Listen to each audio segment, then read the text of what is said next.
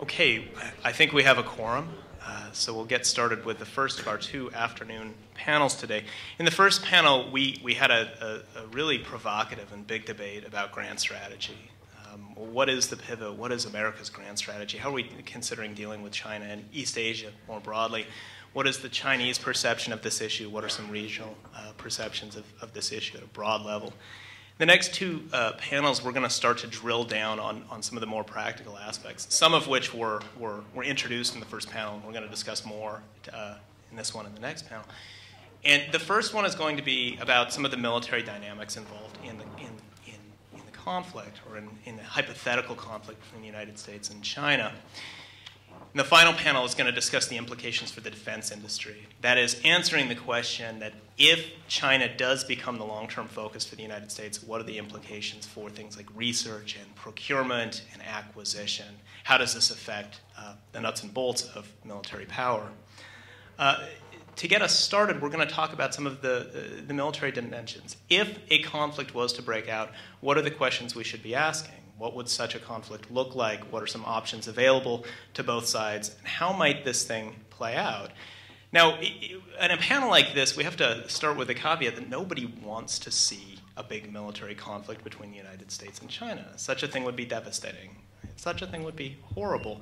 But failure to think ahead about likely conflicts can be just as bad, because it leaves one or both sides badly unprepared and full of a lot of wishful thinking and fantasies about what they can accomplish with the military instrument. So we really have to take a sober look at these issues well in advance of any possible conflict, even if we hope and believe that such a conflict never happens.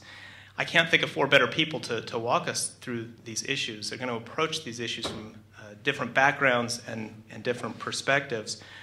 We'll start with Toshi Yoshihara, professor at the Naval War College, professor in the Strategy and Policy Department, who is expert on, among other things, how China thinks about war and what China thinks about a possible confrontation with the United States. How would they seek to wage such a war, and how should we think in response to that? Our second speaker will be Michael Chase of the RAND Corporation, previously also of the Naval War College, who's an expert on East Asian regional politics in general, and thinking about some of the dynamics of coalitions at war against each other. Indeed, it's very likely that in a conflict between the United States and China, this wouldn't be a two-sided affair. This would involve a lot of other parties as well, and how might that affect the course of the conflict? Our third speaker will be Aaron Friedberg of Princeton, who's written widely on the US-China competition. And most recently, he's written a very interesting monograph about what's called air-sea battle. It has an American approach to trying to resolve its operational problems in a conflict with China. Finally, we have Kevin Pollpeter of UC San Diego, who will be discussing, among other things, the prospects for escalation in a conflict, an issue that was raised in the first panel, but deserves much, much more discussion given the stakes involved and the consequences of mismanaging escalatory pressures. With that, I will turn it first to Toshi Yoshihara. Great. Thank you, Josh. It's a real pleasure to be here this afternoon. Josh has asked me to talk about a Chinese concept called active defense, and to use active defense as a conceptual framework for thinking about how the Chinese conceive of future military operations. And so I'm going to follow that request and kind of drill deep into this concept, how the Chinese view it, and how it might look like potentially on a battlefield in maritime East Asia. First of all, I think it's important to define the term, because even Chinese analysts sometimes conflate active defense to much higher levels of analysis. So I want to kind of confine active defense to the level of military strategy. And here I'm going to define military strategy fairly narrowly as the use of combat, the use of military engagement for the purposes of war. I think that's a useful construct because that creates an ends and means construct. You use a particular set of operational means to achieve a particular set of political objectives in a war. And active defense, actually, that term itself connotes both what kinds of strategically defensive goals China hopes to achieve, as well as the types of offensive means that Chinese hopes to use to achieve those ends. So I think that's a nice construct by using that narrow definition of military strategy. Active defense, this term, is actually very frequently used. It's actually integral to sort of the Chinese lexicon when discussing military strategy. In fact, the term active defense has been used in virtually every single defense white paper published by China. It's a biannual report. It's considered an authoritative statement of China's defense policy, including the latest one issued in 2013. Despite its continuing relevance in the 21st century and its common usage in China up to today, the term actually has its roots all the way back to China's Revolutionary Wars in the 1930s. Mao Zedong really was credited for coining this term. And the 1930s was in many ways one of Mao's most sort of productive creative periods, where he put together a set of military doctrines and writings that provided a coherent set of theories for winning and waging revolutionary war. And it was really in 1936 that Mao Zedong articulated this concept of active defense. And it was a mechanism or a strategy to resolve a security dilemma or a strategic dilemma that Mao and his communist forces faced. And that was, how do you defeat a superior adversary that boasted more numbers and greater technological capabilities, whether it was the nationalist or later the Japanese? And for Mao, active defense was designed to defend what he considered to be strategically defensive goals. And at this point in time, it was primarily for the survival of the party. But Mao recognized that you couldn't do this through passive defense, that in order for a weaker party like the Chinese Communist Party to win, it had to engage in offensive operations and tactics. But the question is, how do you do that? How do you do that when you are so materially and technically weak? Well, one method that Mao envisioned was that you could create conditions where you could lure the enemy in deep, which is to lure one of the enemy units deep behind Mao's defensive lines, so that that particular unit at that particular time would be numerically inferior to Mao's forces. Mao would then take that opportunity to mass his forces against that particular unit in the hopes of engaging in a battle of annihilation, because at least at that particular space and time, Mao's forces were numerically superior. And he hoped to engage in a battle of annihilation to completely wipe out that unit. Mao reasoned that if you could do this, lure the enemy in deep, to engage in combat that was favorable to Mao's forces, and if you could do this over and over again in what Mao called protracted war, you could, over time, gradually attrit the adversary, weaken the adversary, that gradually changing the balance of power such that Mao's forces would, in the end, be superior, allowing Mao's forces to go on the strategic counteroffensive. So that's kind of the logic, which is Mao's forces are weak. How do you convert your weaknesses into strength over time? Active defense, as I said, remains alive and well today, but of course it has to be adapted to the conditions of modern warfare in the 21st century. And of course, one of the key changing characteristics of war is that China cannot afford to trade space for time, as Mao had advocated, that you could no longer lure the enemy in deep in the 21st century. And there are several reasons for that. First, China's economic and political centers are all located on or close to the coast, making it very vulnerable to enemy attack. Secondly, China's territorial disputes are mostly on the periphery, many of them in the maritime offshore domain, like Taiwan. Thirdly, China's peacetime interests now increasingly extend to what even the Chinese call the global commons, which is really any medium through which goods and services can be transported from one point of the globe to another. That's typically understood as the high seas, but of course, increasingly the air, space, and cyberspace are those mediums that China has an interest in defending. In the maritime domain, certainly protections of China's sea lane security is certainly one area where China has an additional interest to protect, potentially well beyond China's shores.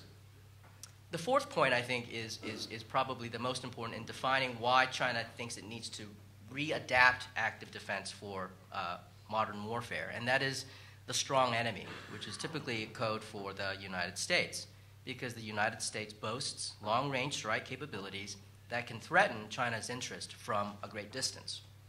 Long-range strike, for example, allows the United States to bypass traditional fielded forces and to directly attack strategic and political targets directly. And therefore, tactical actions can produce outsized strategic effects, potentially. And you can see how that was replicated in many of U.S. expeditionary operations, beginning with the first Gulf War in the early 1990s. So the general characteristic of modern warfare can be summarized as follows. Future wars will be very intense, potentially very destructive, and very fast tempo, often involving intensive uses and high volumes of firepower exchanged on both sides. And therefore, the key to securing success is to seize the initiative. And I think that's one component of China's active defense that will be defining the way the Chinese think about military operations in the future. And, of course, China continues to cope with an adversary with superior strength, much as Mao confronted this particular challenge in the 1930s. And thus, in this new era, China, though, in facing this new adversary, needed to essentially provide for forward defense, forward as far from the Chinese homeland as possible. So what I would like to do now is simply to walk through some of what I think are the important characteristics of active defense in the 21st century by asking a couple of questions. First, when would active defense be triggered? According to some Chinese writings, China's enemies need not make the first military move. In other words, China's enemies do not necessarily need to attack China militarily first in order to trigger active defense.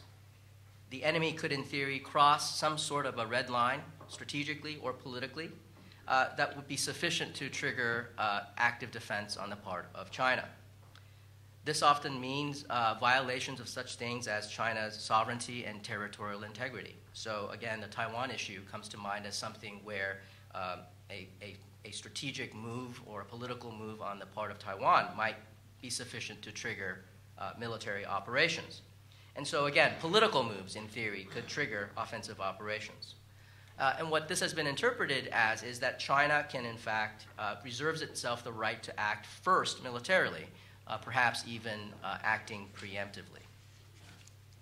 And I think this might be a useful way to think about things like escalation control, et cetera, for the subsequent speakers. The second characteristic and the second question is, where would active defense take place? And clearly, given the nature of the rapid changing nature of modern warfare, it would benefit China to conduct those operations as far from the Chinese homeland as possible. Chinese writings, for example, refer to going after the sources of the enemy's military power. So things like logistics systems, supply systems, command and control, intelligence, surveillance, reconnaissance systems, as well as bases, and other high-value assets would be potential targets as China looks farther ashore from the Chinese homeland. Recent writings even are more specific about where Chinese operations would extend their areas, where China would seek to control events, now to include not only parts of the Western Pacific, but, interestingly enough, also including the northern Indian Ocean area, so possibly the Bay of Bengal as another area of operations. The third question is, how would active defense be executed? Well, many of these attacks would be launched directly from the mainland or from what the Chinese call the near seas. The near seas being defined as the Yellow Sea, the East China Sea, and the East China Sea and the South China Sea, the bodies of water bounded by the so-called First Island chain, the chain of islands that run from Japan down through the Philippines, and that those operations would be launched from the mainland and the near seas to reach places like parts of the Western Pacific and the northern Indian Ocean. And it seems to me that recent Chinese force structure developments would be consistent with this approach. If you look at the large family of missiles that the Chinese have developed that can be launched directly from the mainland, launched from trucks, launched from fixed sites, launched from shore-based aircraft, all of those would originate directly from the mainland, using both ballistic and cruise missiles. Chinese submarines, Chinese fast attack craft operating inshore, as well as larger surface combatants, are all armed with long-range anti-ship cruise missiles. But Chinese writers also increasingly talk about operations in cyberspace, in space, as well in the electromagnetic sphere, as well as the selective use of elite forces like special operations to control events along this periphery. Finally, In my view, I think the effect is to create essentially a keep-out zone that extends as far from China's shores as possible. The intent is to raise the perceptions and actual costs of operating in China's expanded space. What I'd like to do is to conclude with a couple of observations. First of all, this concept of active defense, I believe, is a useful and relevant framework to think about Chinese military operations. Active defense has proved durable over the decades, used during China's Revolutionary War, certainly used repeatedly, at least rhetorically, during the Cold War through the 50s, 60s, and 70s. And it's durable for a couple of reasons. First of all, one of the common themes in thinking about active defense is the assumption that China operates from a position of relative weakness, that it has to seek to deal with a technologically and materially superior adversary. It's also durable because it is, in fact, very much historically rooted. Active defense having been practiced by Mao himself and has been a core component of China's defense policy. Active defense also has proved to be quite adaptable, both in terms of reflecting China's expanded security interests, both in war and in peacetime, adaptable in terms of dealing with the changing nature and character of war and of the enemy, and also the Chinese have been willing to expand the geographic scope of military operations in line with these changing security environment. And I think quite important is that active defense is being adjusted in line with China's growing military capabilities. So for all of those reasons, I think active defense remains a framework that gives us some insights into how China might think about future operations. But I do want to end on two caveats. The first is this concept of active defense is not uniquely Chinese. It's not somehow peculiar to Chinese strategic thought. Indeed, I think active defense has a sort of a universal logic. If you think of many of our leading Western military theorists, including Clausewitz, for example, talked explicitly about the use of active defense, the use of offensive operations for strategically defensive goals, however defined. A leading maritime naval theorist, Sir Julian Corbett, wrote explicitly a century ago about the utility of active defense at sea. And even in practice, if you think about the United States in the Pacific War, particularly in that very vulnerable period of 1942, you could say the United States was practicing active defense, where the United States was not strong enough to conduct a strategic counteroffensive, but sought to pick out opportunities where the United States could challenge Japan's position in the Pacific by opportunistically picking out areas where it could choose to open theaters like in Guadalcanal, to attrit Japanese forces, to keep Japan off balance, and to ultimately buy time for the United States to have the material capacity to go on the strategic offensive. So it seems to me that this is, in fact, universally applicable. But we do need to understand active defense in the Chinese context. My second and last caveat is that active defense does not encompass everything that the Chinese military will do in the future. As China's security interest expands in peacetime, things like out-of-area peacetime operations will be an important part of the Chinese military's mission, which would fall outside of this more traditional understanding of active defense. So I just want to leave you with those two caveats, and I look forward to your questions. Thank you very much.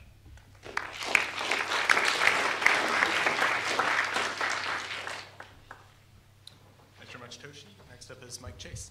I'm going to go over to the podium, both because the lights are awfully bright sitting in the center of the table there, and because I think also after lunch, my level of enthusiasm will probably be a little bit higher if I'm standing and moving around a little bit.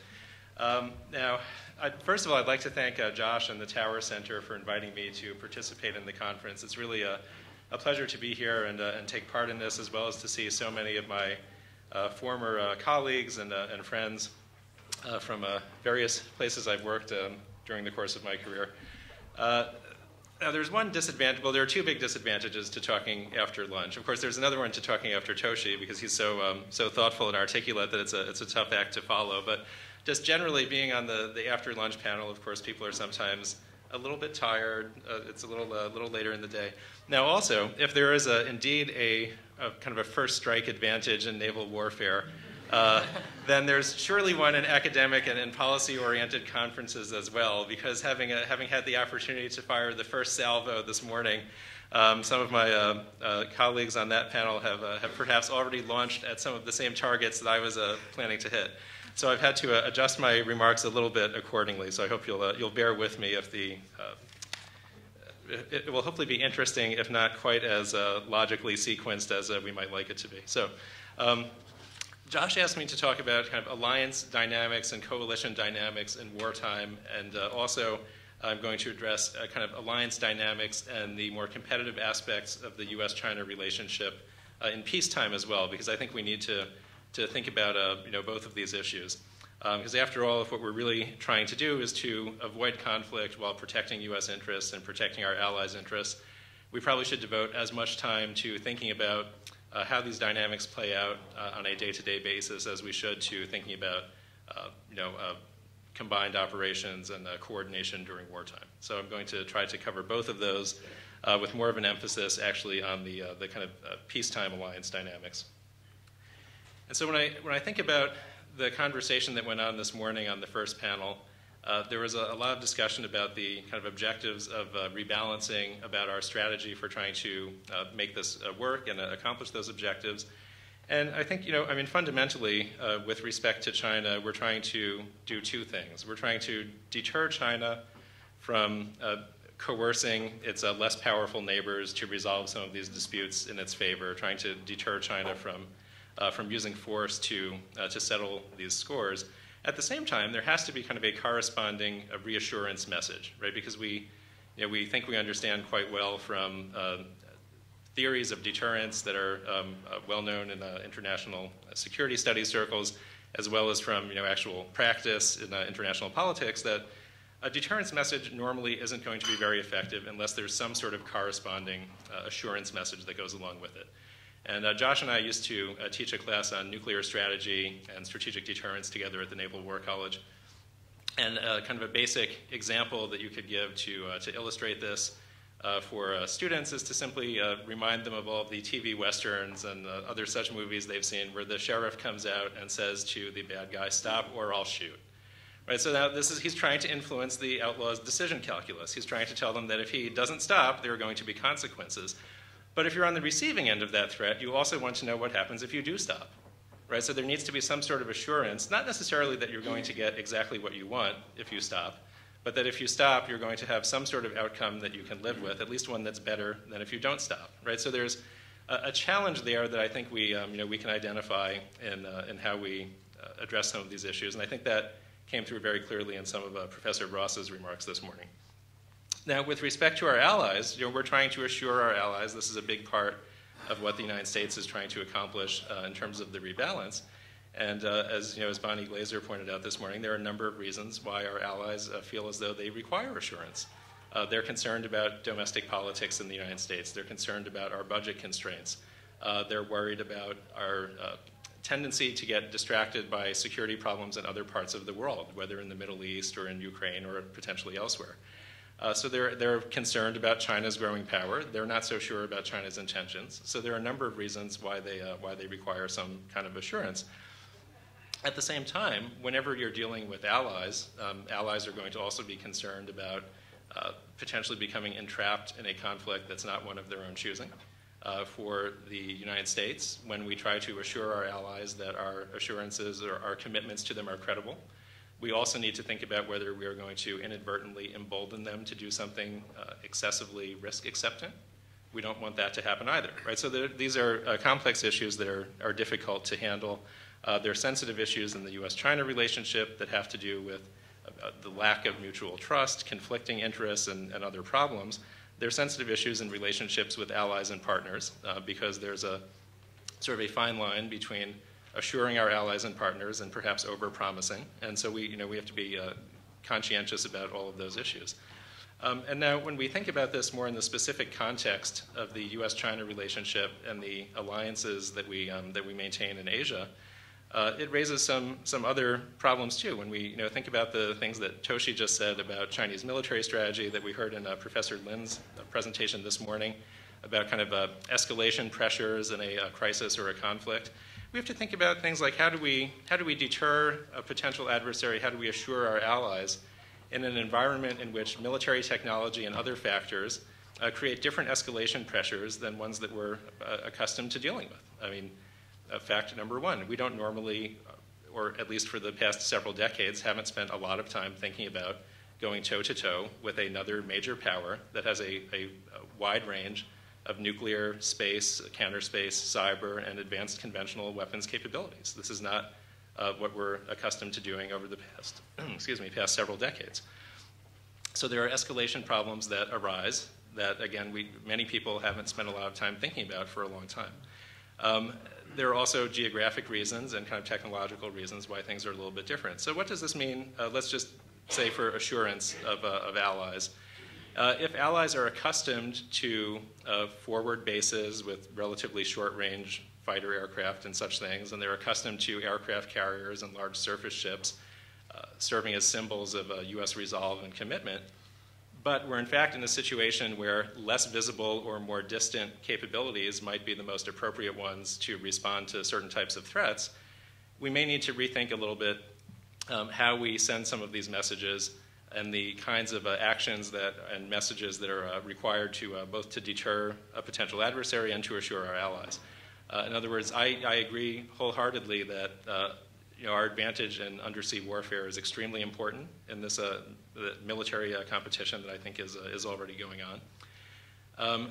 But then so a question arises, if my platforms that are sort of ideal here are going to be ones that are relatively invulnerable and also potentially capable of threatening to disrupt Chinese military operations, how do I use those platforms in a way that also sends the right messages to my allies? Now, let's say those platforms are going to be submarines, which are typically not visible, and that's the purpose. That's why they're more stabilizing in the kinds of scenarios Professor Lind was talking about this morning.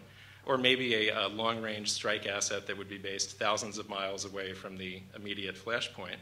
And so there's no incentive to strike first because it might move around to several different bases and be difficult to locate, or there may not be a capability to strike first if it's at a sufficient distance.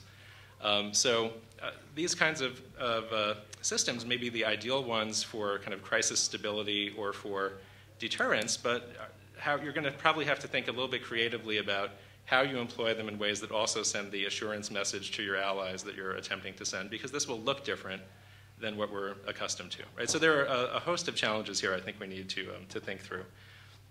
But there are also some fundamental questions that we need to think about, and one of them is, it's extraordinarily unlikely that the United States is going to decide to attack China to prevent its rise from challenging our interests. It's equally unlikely that China is going to decide to somehow strike preemptively against the United States. Right? This is what we're really worried about, is that there's going to be a crisis that spins out of control, one in which either the Chinese feel as though they have sufficient leverage to impose their will on a less or much less powerful regional adversary who may be a U.S. ally. Let's think of the Philippines and the South China Sea, for example. Or we're going to have a case in which military forces from China and another country are operating in close proximity, and something unanticipated happens. And that could, you could imagine the kind of scenario Professor Lind laid out this morning, for example, taking place in the East China Sea, where Japanese and Chinese naval and air forces might be operating in close proximity. Perhaps there's some kind of spark that kind of triggers a crisis there. So if this happens, we need to address these fundamental issues about what would we be fighting for, what kinds of risks are we willing to run, what kinds of objectives do we want to achieve. So the first thing you should probably do is step back and think about what's at stake. Is it just rocks or islands? Well, the United States doesn't take a position on any of these sovereignty disputes. We don't want to wade into this fray and say that a particular island or reef really belongs to the Philippines or to China or to Taiwan or to Vietnam. What we're concerned about is how these disputes are resolved. What we're concerned about is the credibility of our commitments to our allies. We're concerned about some of the security and economic issues that are also at stake here. So I think that that's something that's important and potentially worth fighting for, but this is it's a debate that we can have. And it's a debate that we should have before we actually have to think about the specific issues that would arise if we actually got into a conflict. And I'd just like to say a few words about that before I yield the floor to our next speaker.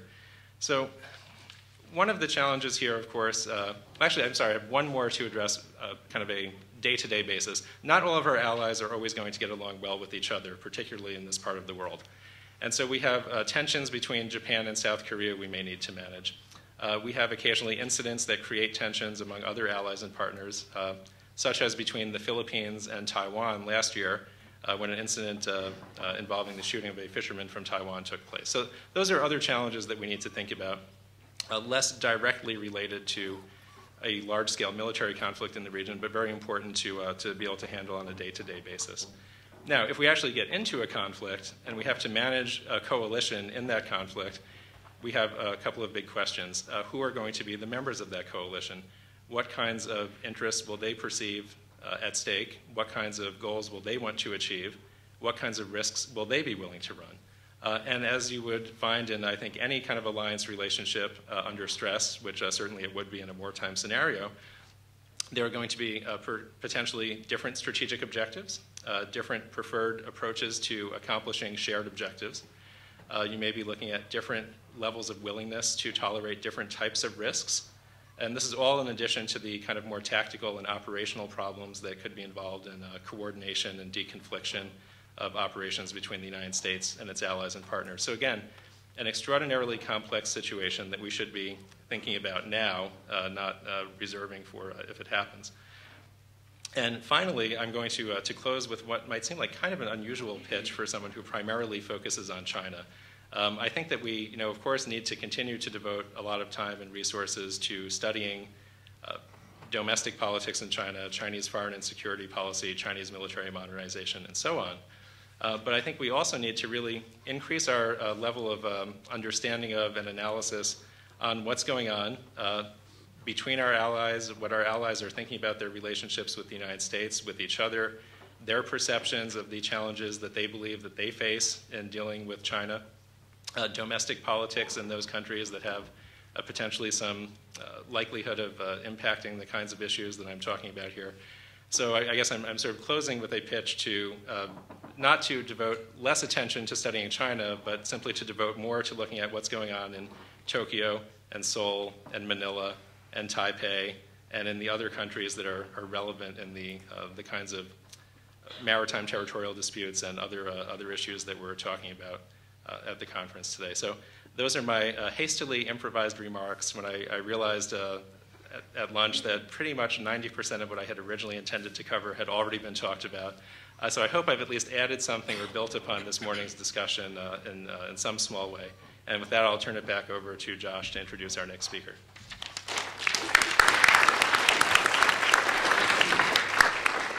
Thank you very much, Mike. Aaron Friedberg. Thank you very much, Josh. Like everyone else, I want to thank Josh for inviting me and thank the Tower Center and SMU for hosting this event. It's really a pleasure for me to be here. Some wit once said, everything has now been said, but not everyone has said it. So what my young colleague, Mike Chase, doesn't yet know, but which he will learn over the years as he becomes a seasoned senior person like myself, is that it doesn't matter what other people have said. You go ahead and say what you were going to say anyway, even if it involves repeating some of the things that people have said. So I'm going to do that, but I hope to add a little bit of value around the edges, because a number of the what I think of as the important issues have been raised. But what I want to start by doing is to stand back a step. We were asked to talk about the military aspects of the interactions between the United States and China and other countries in the region, and ask what exactly is going on here. In my view, the United States and China are engaged in an increasingly intense military rivalry, arms competition. I don't think arms race is a very good term, but a military competition, which is part of a wider strategic rivalry that has economic, diplomatic, and other components. And that rivalry, in turn, is embedded in a still wider relationship that includes elements of cooperation as well as competition. So the military piece is an important part of a rivalry, which is part of a larger relationship. But for reasons that I want to try to explain, I think the military competition is extremely important and in certain respects could turn out to be decisive. Jennifer Lind talked a bit about this morning. I don't think either people in Beijing or people in Washington certainly intend to go to war with one another. To the contrary, this is the last thing that they would like to have happen.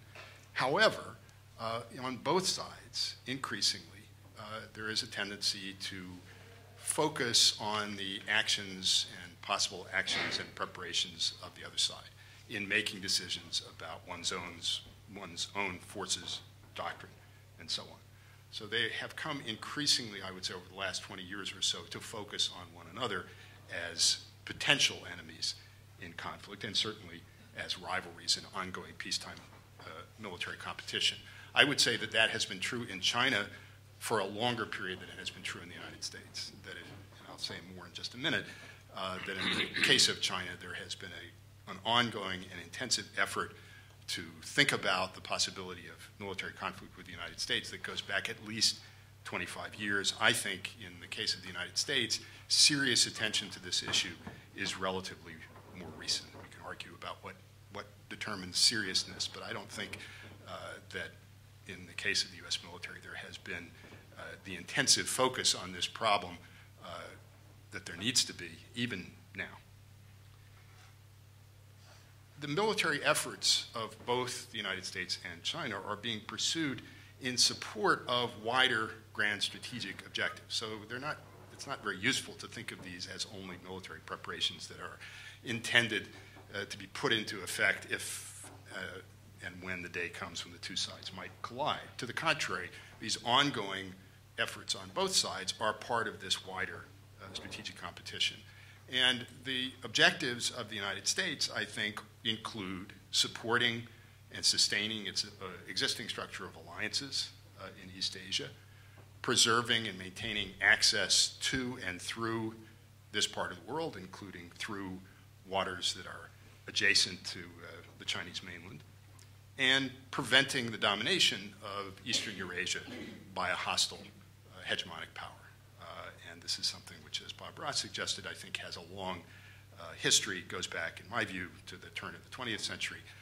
But nevertheless, it's been a consistent element of American policy and strategy, the desire to prevent hostile power or coalition from dominating one side or the other, or even worse, both halves of Eurasia. And that continues to be an underlying objective of American policy.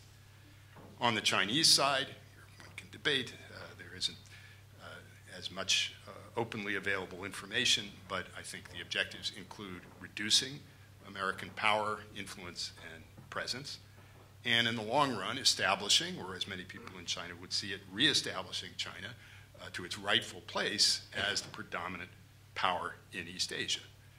And that means, I think, in the long run, displacing the United States to one degree or another. From a Chinese perspective, the United States is an interloper in East Asia. It's a country that's relatively recently arrived on the scene, whether we date that to the war with Spain in 1898 and the American occupation of the Philippines, or more realistically, 1945, the end of the Second World War and the beginning of the alliance system that the United States has maintained to the present. From a Chinese perspective, the United States has arrived on the scene relatively recently. It sustains its position and presence in the region through what Chinese spokesmen, using a highly charged term in the context of Asian history, refer to as unequal treaties, which allow it to maintain military forces on the territory of foreign powers. And in the long run, this is something which will change and needs to change. Now, a Chinese effort to establish or re-establish itself as the preponderant power in what it regards as its neighborhood is understandable, and I think it's important to understand it, but that does not mean that it isn't problematic to the United States or to other countries in the region, or that from an American perspective it's something that we can readily accept. Military competition has been underway for some time, as I've mentioned. I think it really gets going only with the end of the Cold War. And I suppose if you wanted to date it, I would say it dates to 1989. There are two critical events that occur within a matter of months in that year. The first is Tiananmen and the resulting isolation and pressure on China from other countries, including the United States, and also the fall of the Berlin Wall, which leads very quickly to the collapse of the Soviet Union and the end of the Cold War. And those two events, I think, are turning point From a Chinese perspective, of course, worth recalling that in the 70s into the 80s, the United States and China had formed a kind of quasi-alliance against the Soviet Union. With the collapse of the Soviet Union, the reason for cooperation evaporated almost overnight. The Tiananmen experience and the pressure that was applied to China afterwards heightened the feelings of insecurity and vulnerability were felt in Beijing. And Chinese analysts at the time concluded, and some still say, that the United States, having done away with its principal rival in the Cold War by undermining it and weakening it and finally bringing it down, was going to turn its full attention and energy to doing the same thing to China. And those concerns, particularly in the military domain, were intensified by a number of developments. The 1990-91 First Gulf War, which displayed some of the increasingly sophisticated American military capabilities that have been refined and expanded since, and also the 95-96 Taiwan Straits crisis, in which the United States dispatched two carrier battle groups to the area around Taiwan, presumably to deter China from using military force to influence the outcome of the impending Taiwanese elections. And according to accounts that I have no reason to think are unreliable, at that time, Chinese political leaders asked their military subordinates what options China had in the event of a military conflict over Taiwan in which the United States became engaged, and the answer was none, or none that are very realistic, and the response was, we're going to give you some money, now go away and work on this problem. And certainly since the early 1990s, China has been searching for ways to counter and neutralize the American military presence in the Western Pacific, and in particular to deal with this problem of conventional precision strike weapons, and also to counterbalance and neutralize the extended American nuclear deterrent, which the U.S. uses to reassure its allies in the region. And the events of the early 90s led to an intense and wide-ranging debate among Chinese strategists and military theorists. And in my reading of this, which relies exclusively on the work of other scholars who have read and translated many of the relevant documents, the diagnosis that Chinese theorists and military planners arrived at was that, in effect, the United States had created what in Soviet military jargon had been referred to as a reconnaissance strike complex, or was in the process of building a reconnaissance strike complex, a network of sensors, satellites, communication systems, long-range precision strike weapons, which together could revolutionize the character of warfare and posed a challenge to China.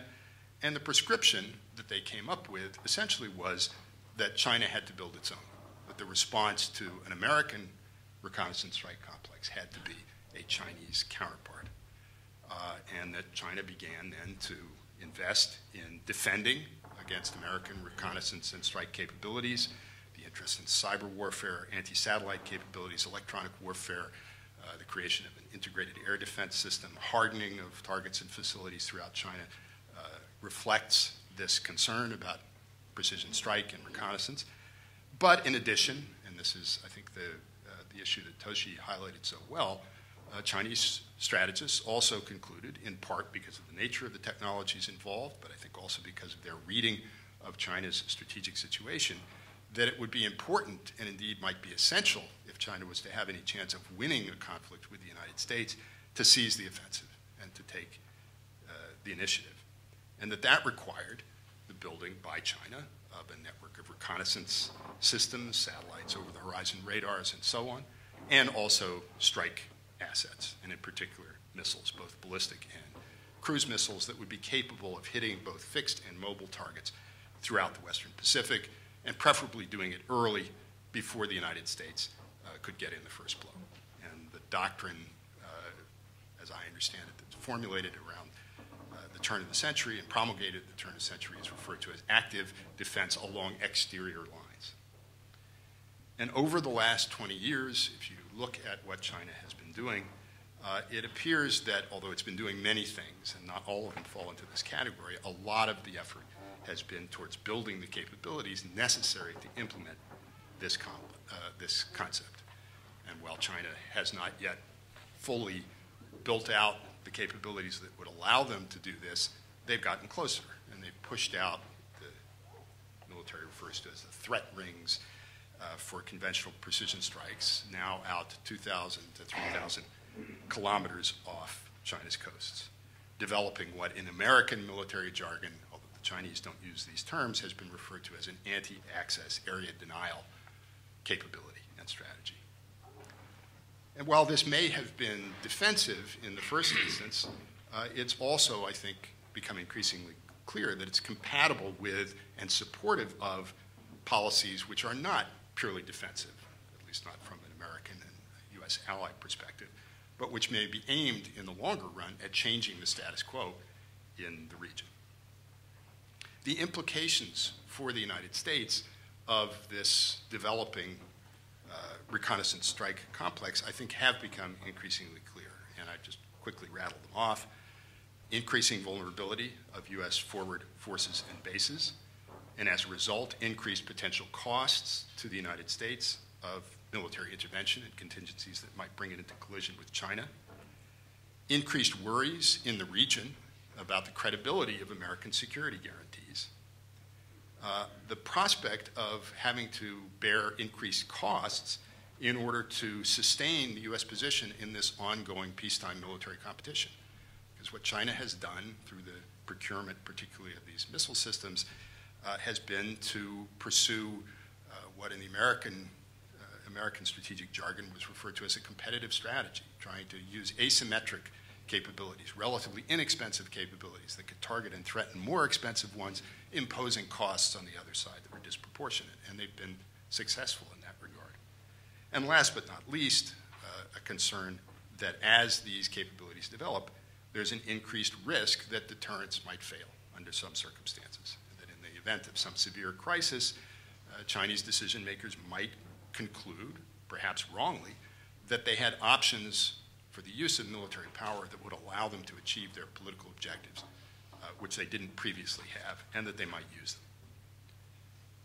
For a variety of reasons, in my view, the United States has been slow to respond to this particular challenge. There are an array of intelligence failures, some conceptual shortcomings, I think a lack of willingness, at least initially, to take seriously some of the concepts and capabilities that China has been developing, in part because they're different from those that have been developed in the United States. Not trivial consideration. There's been distraction by other problems. In fact, if you look back at the second American Defense Department quadrennial defense review, which was done in the fall of 2001, it contains a very detailed elaboration of this problem and some of the possible solutions to it. That document was scheduled to be published around September 11th, 2001, and it had to be pulled back and a lot of new material inserted about the threat of terrorism.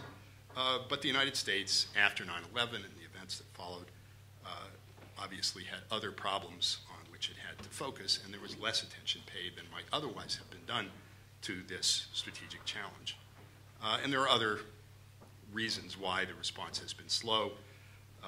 Money, not a trivial consideration, but particularly after the financial crisis in 2008, 2009, downward pressure on budgets.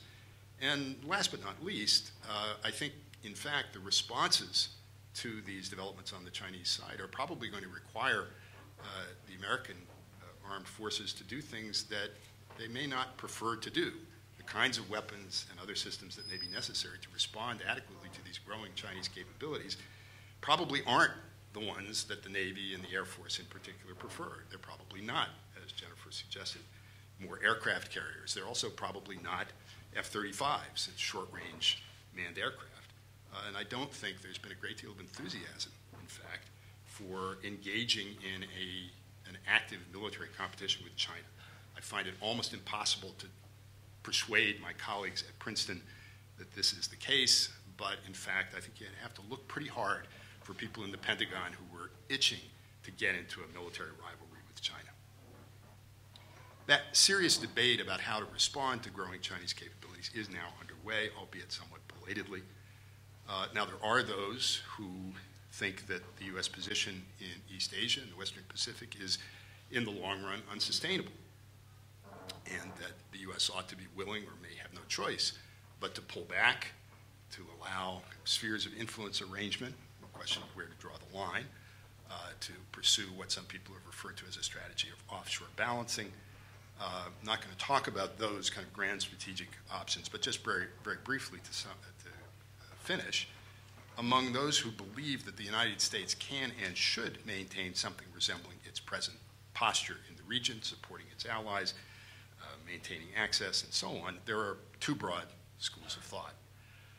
And these I would refer to, borrowing the language of the British military theorist Basil Little-Hart, as the direct approach and the indirect approach. And the direct approach is basically the idea that's captured in the concept of air-sea battle, which has as its core the notion that in order to wage a war against a country equipped with the kinds of capabilities that China has, it would be necessary to attack the reconnaissance and command and control systems that make that system work. And the major objection to that idea has been the fear that it would trigger escalation. And I'm just going to, because Josh asked me to say something about it, just sort of throw a footnote here. It's a very important topic, and I don't know if we're going to want to get into it. But in my view, this concern is not wrong, but the concern about escalation in and of itself can't be decisive in determining what strategy, in fact, the United States ought to pursue. People talk about this sometimes as if it required an American president to make a decision to go from being at peace to attacking targets inside China. I don't think that's the case. It would be a situation in which presumably China had attacked American allies and perhaps American allies in the Western Pacific, and the question would be how to respond. Moreover, I would say that threatening to retaliate in this way, although it might risk escalation, that fact in itself could contribute to deterrence. And last, the threat by the United States to carry out such strikes, with the Chinese Sea as already existing, could further impose costs on China in a way similar to the fashion in which China has been imposing costs in the U.S. But this is a very heated and perhaps down in the weeds kind of debate. I don't know if we want to get into it here. The indirect approach that I mentioned has a number of different variants, but basically the idea of motivating these arguments, and these have emerged in rather obscure military journals and blogs, and one hears them discussed in the hallways of the Pentagon. These are alternatives that would seek to avoid the necessity of carrying out military strikes on the mainland, but which would instead try to use the leverage of sea power to deter and, if necessary, to defeat Chinese forces, whether by imposing a blockade on Chinese energy or by trying to deny China the use of the waters off its coast for any purpose, military or commercial. Each of these approaches has its strengths and weaknesses. I would close just by saying two things. One, the actual strategy that emerges from this discussion is probably going to have elements of all three, or all the two in the subvariants. But whatever it is, my own view is it's inescapable. The United States needs to have some kind of credible, plausible military strategy to respond to these developments if it's going to maintain its position in the region. The U.S. position in Asia rests on its alliances.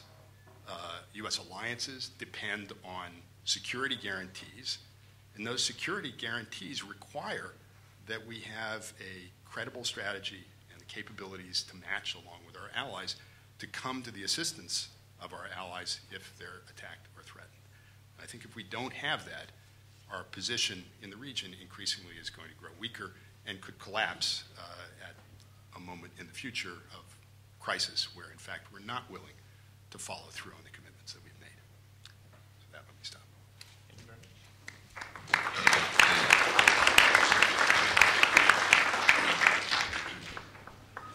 And with Kevin Pollpeter. Okay, great. And to amplify what everybody else has said, I'm going to amplify what they have said, being the last speaker here on this panel, and so you'll hear me echo much of what Jennifer had said and Toshi had said, somewhat of Dr. Friedberg had said. So hopefully I can amplify that, but in taking Dr. Friedberg's advice, I will continue on oblivious to what has been said previously. I also know that I seem to be the only one that have brought an extensive PowerPoint presentation here. So in the words of Marine Corps General Mattis, PowerPoint only makes you dumber, right? It doesn't make you smarter, but hopefully I can go against that trend here today. So hopefully I can keep it alive and fresh here. So Josh has wanted me to talk about deterrence and escalation. So what I wanted to talk to you today about is the Chinese view of deterrence and escalation and coercion. The first thing to do is to sort of get definitions out of the way. If you look at the Chinese term wei shi, it's commonly translated as deterrence. Both by the Chinese and by the US, but actually when you begin to take a look at what it actually means, it's actually best thought of as coercion, not deterrence, because it takes into account both trying to prevent the enemy from taking an action, but also trying to force an enemy to take an action. Okay, as Mike had said with the sheriff in the Old West shows. So just you know, if you're into the Chinese writings and you see a translation of hey, deterrence is this, keep in mind that there's a lot more into that than just deterrence. There's also the other side of trying to force somebody to do something rather than trying to stop them to do something. And the goal here of the Chinese view of coercion is to raise the threshold of war so that a potential enemy will do some sort of cost-benefit analysis and realize that the cost of going to war with China will be much too great and that they will reconsider and back down. And so if you read a lot of deterrence literature, coercion literature, you see that what a lot of the Chinese writings are fairly similar to what we have in the West. So you must have three things if you're going to deter somebody. One is capability, the next is the will, and the next is you have to have some sort of signaling effort. So you must have some sort of actual capability. If you're going to make a threat, you actually have to have that weapon, that six-gun, that six-shooter there to actually prove that you have the capability, the means to carry it out. The second aspect is will. You know, you have to have the intestinal fortitude to really make sure that the other side believes that, yes, if you step over this line, we will hit you. And the third part is signaling. Okay, none of this does any good if the enemy doesn't know that you have both the capability and the will. So if you've ever seen the movie Dr. Strangelove, okay, there's a German scientist, Werner von Braun-esque, Dr. Strangelove, US B-52 with a nuclear bomb is headed to go bomb the Soviet Union. The Soviet ambassador in the war room with the US president says that there's a doomsday device, you know, that if you drop an atomic bomb on the Soviet Union, this doomsday device will blow up and destroy the entire world. And Dr. Strangelove says, well, for the doomsday device to work, you have to make it known. When were you going to tell us? And then the Soviet ambassador says, we were going to announce it on Monday. The chairman loves surprises, right? So deterrence couldn't work. We didn't know in that movie, we didn't know that there was some sort of doomsday device, right? Okay, so the deterrence didn't work, okay? So also, not only must you have the capability, will, and the signaling to be able to make it effective, your goals must be clear and achievable. You have to be able to simply state to the enemy what you want them to do or not to do, okay? And you must be able to actually achieve those goals, right? Because you have to have that capability. But this is not simply a military effort, okay? It can also be targeted at an enemy's alliances or their economics. You know, you can do embargoes, you can do blockades. If a strong enemy, read the U.S., is partnered up with weaker countries who may not have the same amount of will that the U.S. does, then you could try and pick off those lesser coalition partners so you can make the whole coalition that much weaker. But having said this, military methods are probably the most effective, according to the Chinese. And this includes war proclamations, military exercises, demonstrations, troop deployments, and it also includes wartime measures like strikes and retaliatorial strikes. One thing that's interesting in the Chinese writings is this idea of fighting small wars to prevent large wars. Okay, so how do you bloody the nose of an adversary so that when he comes back, you don't have him, he learns that you don't have to give him the knockout punch. Okay, so how do you fight these small battles to somehow deter a potential enemy in the future? And so the Chinese look back in their recent history and they say, look, the Korean War is a classic example of this. Okay, we won the Korean War, and so in the U.S.-Vietnam War, U.S. didn't invade China then, okay, or didn't invade North Vietnam, okay. So that was to them a success of this concept. There's China's 1962 invasion of India. And after they were successful, Mao said it curbed the Indians' military adventure and smashed the plans of the United States and the Soviet Union to enact a strategic encirclement of China. Okay. And then there's the 1996 missile operations against Taiwan, which were viewed as deterring future Taiwan aims at independence. Okay, like I said, military capabilities are the most important of these. But there's also some discussion, a lot of discussion about nuclear capabilities. But nuclear capabilities are thought of as almost being too devastating to use. And that in many Chinese writings they say, listen, we're going to talk about deterrence, but we're not really going to talk about nuclear deterrence because that's too unthinkable. It will never happen. We need to talk more about conventional deterrence. Okay? So they do acknowledge that nuclear deterrence forms the backbone of Chinese security. Okay? It stops a country like Russia or the United States from doing any sort of ground invasion of China because they always can hit that red button and nuke LA.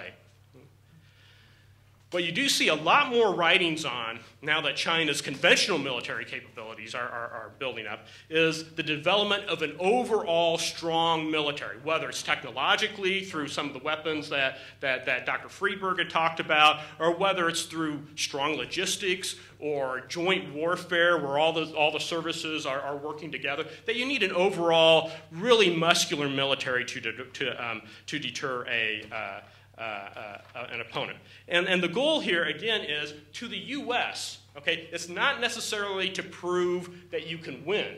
It's to prove that you can make the cost of entering into a conflict with China so devastating that the U.S. will not want to do it.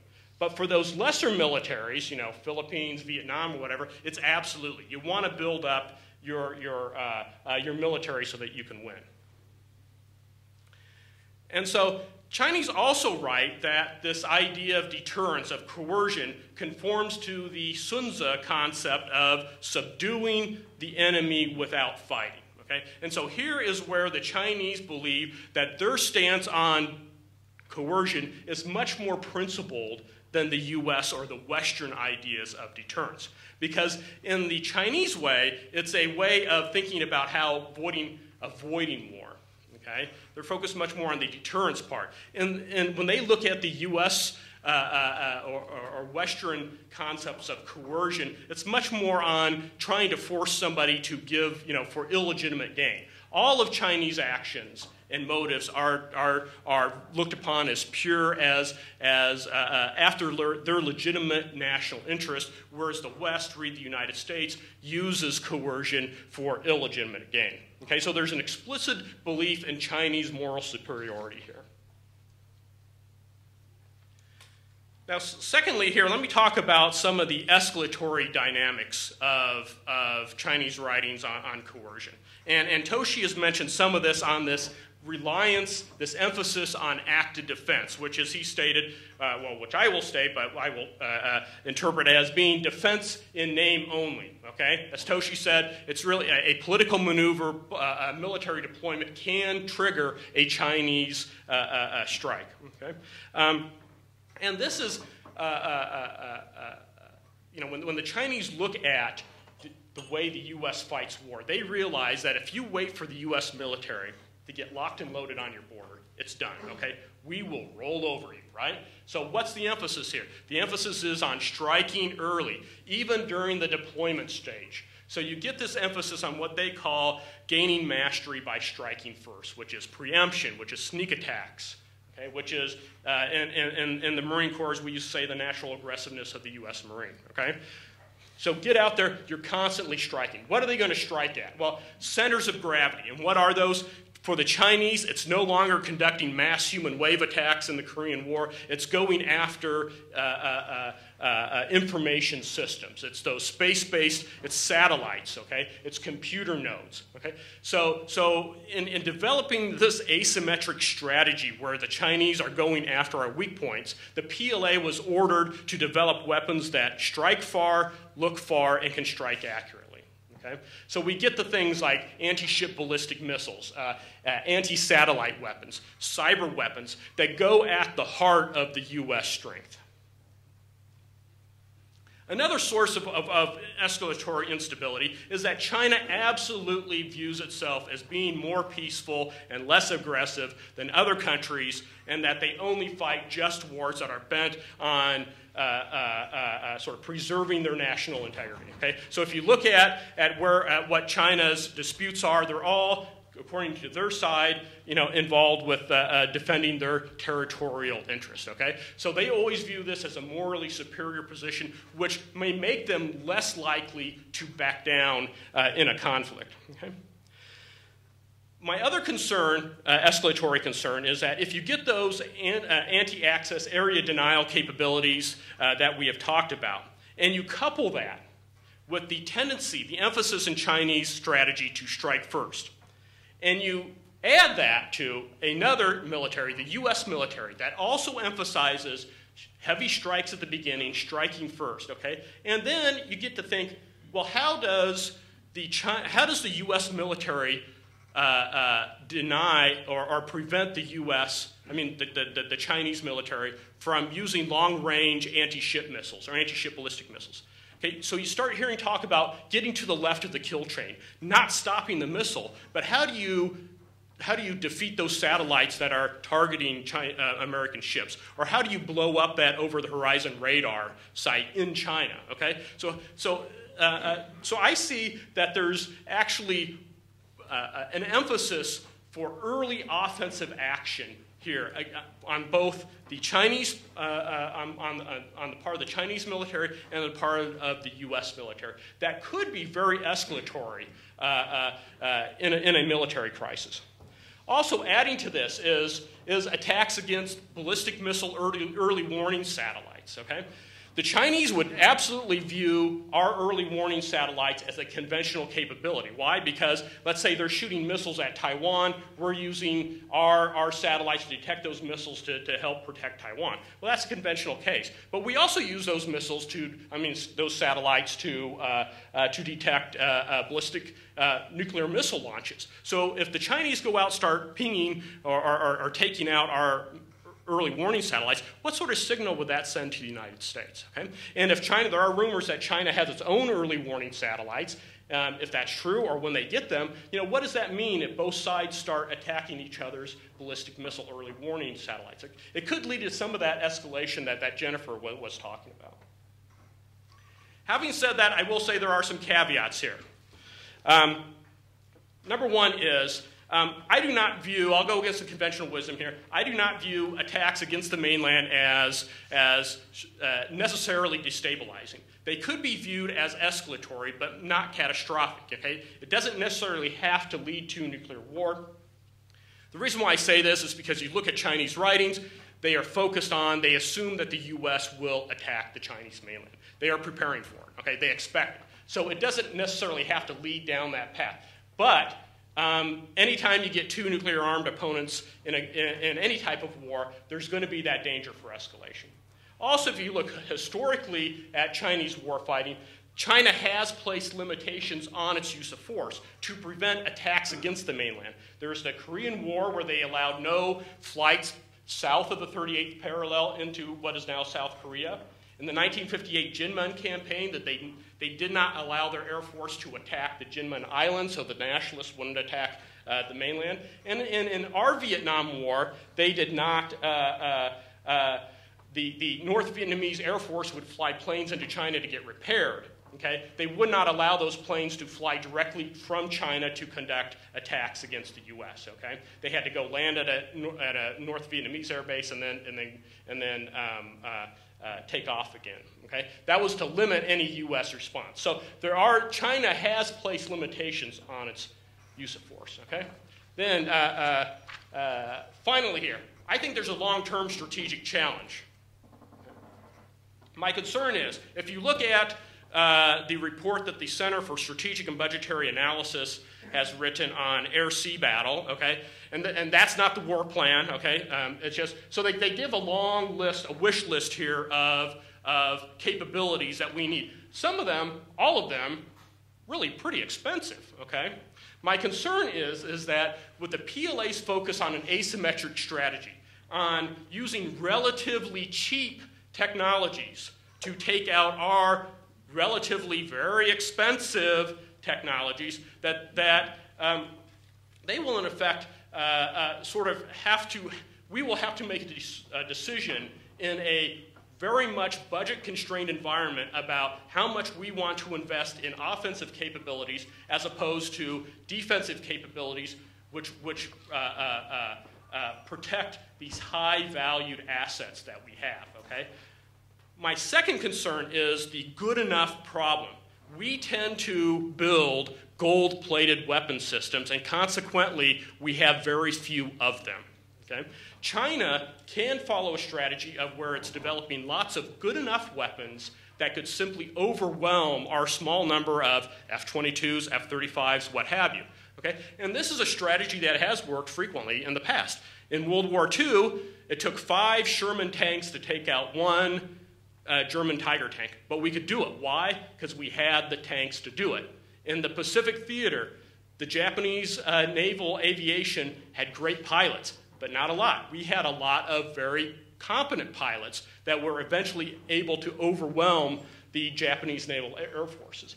So there is a sort of, what's the term? A quantity has a quality all its own. So my concern over the long term is that we have very much in a budget-constrained environment, that an enemy that is spending relatively lesser amounts of money that can attack our high-valued assets, and can simply overwhelm the technologies that we have. So in conclusion, okay, I think that the United States, in order to deter China, will need to maintain a strong military posture, okay? Because we have this sense of that they are morally superior in their pursuit of national interest, and they have a strong inclination to strike first and to strike at our weaknesses. Okay? And again, China does not have to prove that it can beat us. It only has to prove that it can bloody our nose so much that we will not want to get into that fight. Okay? And with that, I will get off the stage. Thank you very much, Kevin. And we will open it up for questions and answers. Again, we have microphones on the 2 podiums, as well as one coming around. Please keep your questions brief, and we will take them in order. Please. Right down. Thank you all for the presentations. I'd like to invite comment from any on four points that weren't mentioned. One is China's declared no first use policy. Do you believe it? Do you think they believe it? Do you think it makes a difference? A related one is, does the possession of a nuclear capability, as they acquire conventional capabilities, embolden them, a la Pakistan, or make them more cautious than they were previously? The third is, how does the situation today, and as it's evolving, differ from what we faced with the Soviet Union, where we had same kind of tensions with allies that were worried about us pushing too hard and endangering arguably a much, much superior force to what China has today and for the foreseeable future, and it was manageable. Are there implicit judgments about China being more or less cautious, more or less constrained by its engagement in the global system and with the United States than the Soviet Union was through containment and having no engagement? And finally, is there a possibility of addressing the military dimension of the broader challenge? I agree with Aaron's characterization of it, through diplomacy, through threatening other interests. It doesn't have to be military threats only. We've got a much larger toolbox here of possible responses and pain to inflict. Even conceivably to seek a collective security approach, to deal with the divisions and challenges in East Asia as we did in Europe. That the transparency of NATO reduced the suspicion of European longtime adversaries of one another. China would refuse to join any kind of collective security. Others in the region would refuse to have China inside the circle because it wants to protect its special relationship with the United States. It's just, how does one think more broadly about dealing with these threats, problems?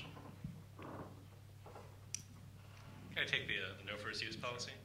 So I think in all high-level statements that senior party officials or senior PLA officers make about nuclear weapons, they reiterate the no first use policy and indicate that China continues to adhere to it. That's true of defense white papers, other kind of authoritative documents, at least ones that mention nuclear issues. However, in some of the military publications, kind of professional military publications that Chinese missile force officers have written over the last 10 years or so, they have suggested pretty strongly that there would be at least some circumstances under which the no first use policy might not apply or might be invalidated in some way. And those typically involve some type of strategic conventional attacks against China. And they will list things like, both in published works and in interaction with their US counterparts, will suggest that, for example, conventional strikes against Chinese nuclear forces might be seen as the equivalent of a nuclear attack against China. Conventional attacks against nuclear power plants, targets like major hydroelectric power facilities, think of the Three Gorges Dam, for example, what they refer to as, I think in one textbook, as a sustained high-intensity air raids against the capital or other major strategic targets. So they're not saying any conventional attack against China. I agree completely with Kevin Pollpeter that their military literature and the kinds of exercises they conduct and the like make it very clear that they would anticipate some conventional attacks, at least against targets that are involved in whatever military operation is going on. But I think they are also trying to lay down a marker that simply because they have a no first use policy, an adversary should not be fully confident that it would apply at all times and under all circumstances. So I think they're trying not necessarily to say that they would actually use nuclear weapons under those conditions, but to at least convince an adversary that they might. And I think that is to have kind of a somewhat broader application of nuclear deterrence while still maintaining the no first use policy. That's, I think, where that is sort of headed.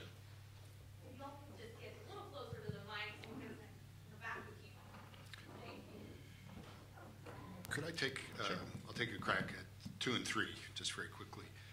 Whether the nuclear capability that China has emboldens these conventional capabilities, because we don't know, but the addition of the conventional capabilities, it seems to me, creates possibilities that weren't there previously, whereas before they did have a nuclear deterrent of some size and capability. We don't know exactly how confident they were in it, and they're expanding that. Presumably it increases their confidence in its survivability. But now they've added this array of conventional capabilities, which gives them options that they didn't have before. So just as a sort of logical matter, they can do things now that they couldn't do before. Also, I think in at least some of their writings, there's the suggestion that they're envisioning the possibility of intense conventional operations that wouldn't necessarily escalate to involve the use of nuclear weapons. So on balance, I'd be more concerned about it going forward than in the past. On the differences between China and the Soviet Union, I'm going to twist your question just a little bit.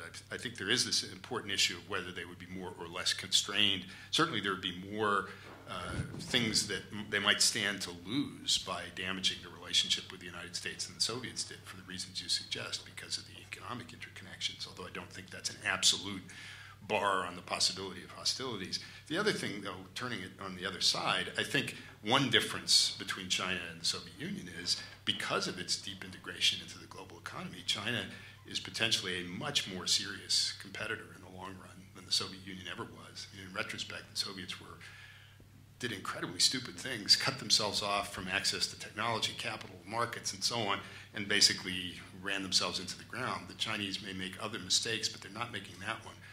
And I think that potentially makes them a much more capable competitor for the years to come.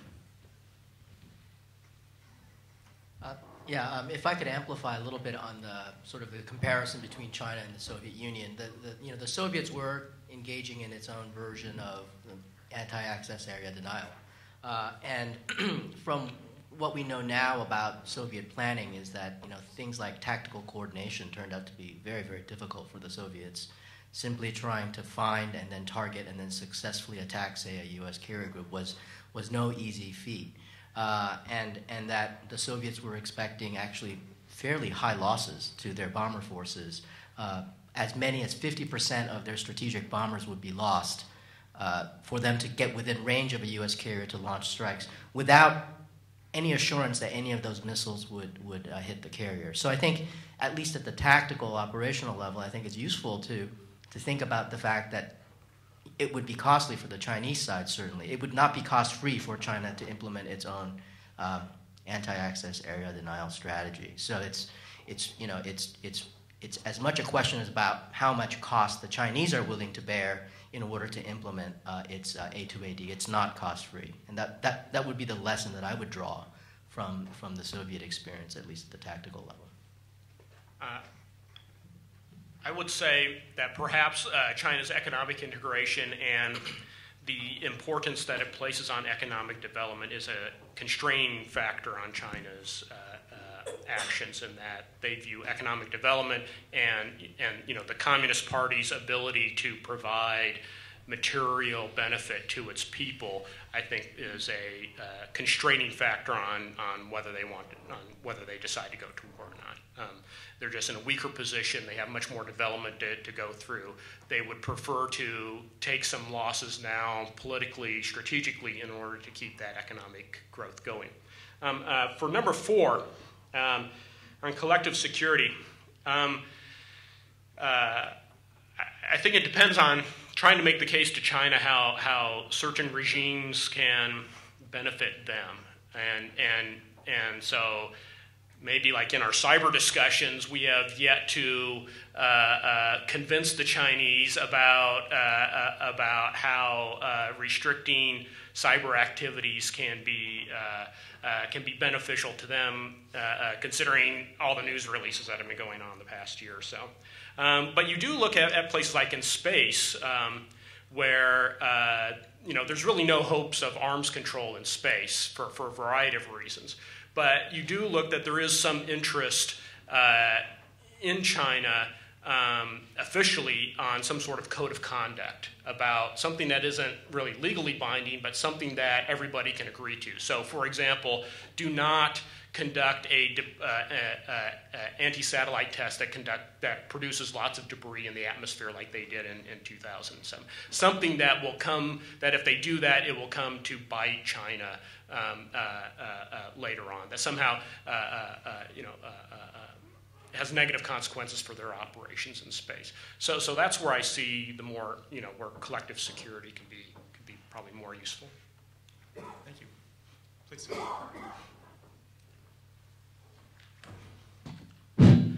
Hey, good afternoon. Thank you for giving this presentation. My name is Imran Khan. I have 2 questions. One, in linking this morning's comments on strengthening allies, as well as Professor Ishihara's comment on North Indian Ocean. Specifically, economic development and military capability development with nations that are still on the fence on partnering with us. Which nations would return the most ROI, return on investment?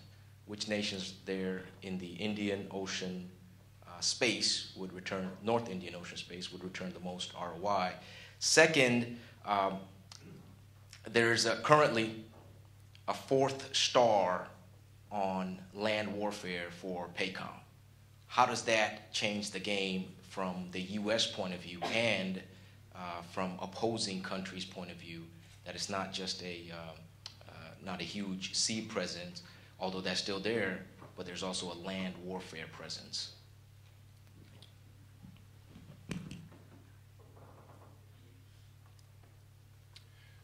Well, if you look at the northern Indian Ocean, there aren't that many countries that probably would be strategically significant. In fact, from an American perspective, there's one, and it's India. And the United States and India have obviously improved their relations over the last decade and more for a variety of reasons. I think the strongest underlying reason is a shared concern in the long run about the implications of the growth of Chinese power. What that means and how much cooperation is going to be achieved, I think, is an open question. There are all kinds of obstacles to that. And it may be that from an American strategic perspective, if India does certain things in its own interest with or without the cooperation and assistance of the United States, it may serve to help maintain a balance of power by giving China some additional concerns that it wouldn't otherwise have along its land border, but then also in the Indian Ocean. So I think in the longer term, if there is going to be this ongoing competition, there are a number of key players from an American perspective. Japan is one, but India is certainly another. Sir, please. I'm Steve Cotton. Thank you for your excellent commentary. We have spent a lot of time talking about warfighting doctrine, strategic deterrence, air-land, air-sea battle, all of those things that are important. I'd like to focus us just for a moment on the subtle things, and actually they're not very subtle. The intelligence gathering, counterintelligence, cyber attack war that's underway, visited us largely by the Chinese onto us. James Olson, who is teaching now down at Texas A&M in Texas, former head of CIA counterintelligence, has said that the Chinese are the most aggressive and have the most comprehensive intelligence gathering and cyber surveillance penetration effort of any country in the world against the United States. There was a gentleman earlier, I think he was over on that side, naval background, who said we are already in a war with the Chinese, we just don't really want to admit it. I'd like you all to comment, if you would, on this aspect of the the Chinese-U.S. tension, because I think it has maybe profound implications for our relationship both in the short term and the long run. And I think it's an area that isn't talked about very much, but I fear has grave implications for the real relationship between China and the United States and for our future. Somebody want to take a crack at the ongoing intelligence effort?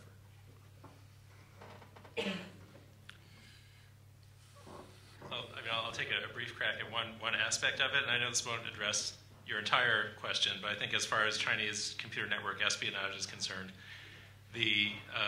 Secretary Kerry said in his speech a few days ago this was one of the areas of difference that was clearly going to be highlighted in our discussions with Chinese leaders. So the fundamental issue here is that the Chinese have a different view about the role of the state in the economy, and I think from that baseline they then have a different view about the kinds of collection that are sort of legitimate and appropriate. And so whereas we're complaining that theft of intellectual property or confidential business information like pricing information or kind of strategy-related information from companies creates an unfair advantage or an a playing field that is no longer level. I think the Chinese apparently see those complaints as relatively disingenuous, and they don't really see why this is why this is inherently different than other kinds of activity. So this is, I think, it's an economic issue as much as it is a security issue, but it's one that you can't really separate those two aspects of it. It is something that clearly is creating a lot of tension in the U.S.-China relationship more broadly. How precisely to best address it, I think, is a very difficult question. And I can't pretend to offer policy recommendations that would solve the problem. So I feel like I've only answered at best half of your question. Maybe one of the other panelists might say something about what we can plausibly do about this. So I would distinguish between the sort of peacetime implications of what's going on in the cyber domain and the possible crisis and wartime implications. On the peacetime side, it now, I think, is undeniable that Chinese entities have been central and heavily involved in the theft of vast quantities of intellectual property, not only from American companies and from elements of the American government, but throughout the world and Europe, too. I'm very skeptical that our wagging a finger at them or inviting them to sit down and talk about this is going to change anything. There aren't very many, unless and until the United States and others have useful sanctions that they might impose as punishment for this. And of course, it's difficult to prove and so on. I don't think that the Chinese are going to be deterred from continuing. It's, I imagine, been very profitable to them, and it's related also to this issue that I raised earlier about their integration into the world, getting access to plans and designs and technology that otherwise they would have to spend a lot of money developing themselves or buying. Is an advantage, an economic and a strategic advantage. This is also, though, obviously a source of, not the only one, but an important source of mistrust and friction between China and other countries, and not only in the United States. And I actually think in the somewhat longer run, that could turn out to be very important because, among other things, the cyber issue, I think, is contributing to a changing attitude on the part of some portions of the American business community about the prospects for profitable relations with China. The kind of uniform support from a broad swath of American companies and financial services companies and so on that was there 20 and 25 years ago, and the hopeful expectation that it would be possible to earn generous profits by doing business with China has dwindled, and the numbers of companies and executives in my limited experience of talking to people who have tremendous frustration and anger about theft of intellectual property, not only through cyber, but importantly through cyber, and a lack of willingness, I think, going forward to be as supportive of a positive relationship with China, regardless of the circumstances, is shifting the balance in the United States and the domestic political side, and could, in the long run, have an impact on public attitudes and on our strategy for dealing with China. There's secondly the issue of crisis and wartime and the impact of cyber in conflict. I'm not an expert on this at all. What strikes me, though, is when you listen to people who purport to be experts, you hear everything from this really won't be as important as it's being made out to be, to this will be the end of the world and it'll shut down every ATM machine and blow up every toaster in North America. And the reality is probably somewhere in between, but I would imagine that it's very difficult for either the United States or China actually to assess the likely effectiveness of their own capabilities or of the capabilities of the enemy used against them, which introduces an aspect of uncertainty here, which could contribute to deterrence if people just don't know and are afraid to find out, but could also lead to miscalculation if people are confident that when the moment comes, somebody's going to push a button and you're going to be able to turn off all the lights in Beijing or whatever. That's a new and different factor. There are always uncertainties in calculating military capability and assessing how one side or the other would actually do in a conflict. It seems to me, and this may reflect my ignorance, but in the cyber domain, these problems are multiplied because there aren't visible manifestations, and it just adds a new element of uncertainty and possibly instability. Just follow up with a couple minutes. I'd just like to follow up on that very briefly. I think it is an important distinction to make between normal intelligence gathering and a shooting war. Intelligence gathering happens all the time, right? but it is substantively different from when violence occurs, because violence is killing and dying, and that raises all sorts of new issues. But I want to follow that up with a discussion that began this morning, Professor Lin's talk on this panel about escalation and the danger of escalation in a U.S.-China conflict. We're talking about going to war with a great power enemy, with a substantial nuclear arsenal. Suppose we succeed at preventing escalation, right? Imagine that we find some way of mitigating all of these pressures, and escalation doesn't happen, and the war continues on at the conventional level. How do we win? Right? What kind of conventional force would convince the Chinese government in a period of real crisis, in a period of nationalism, to give up? What kind of pressure could the United States exude that it would lead to some sort of reasonable settlement? Is that a rhetorical question? No, it's not.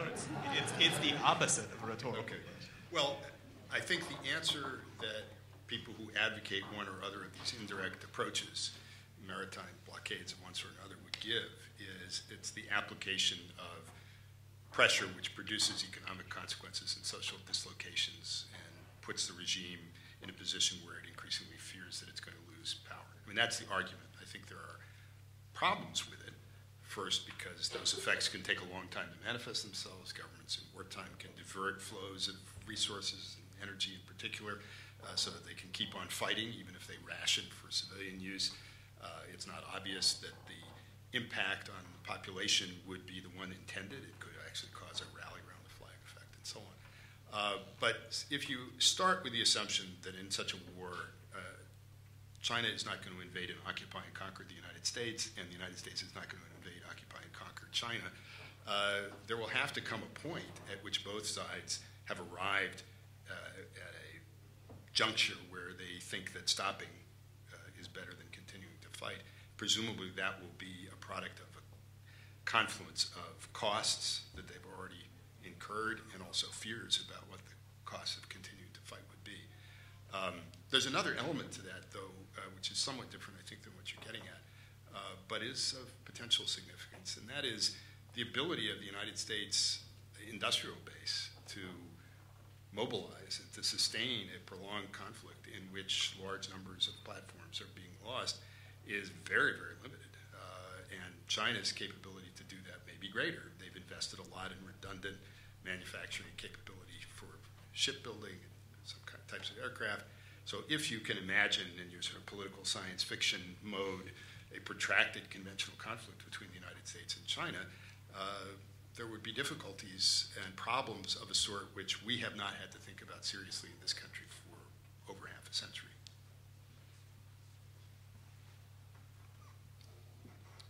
Okay, I think that's the end of our time for this session. I want to thank Kevin Pollpeter, especially because he gave us a wonderful segue into the next panel when he talked about the implications for trying to build all the systems that we would like to build to deal with this contest. That might be something that we can't afford.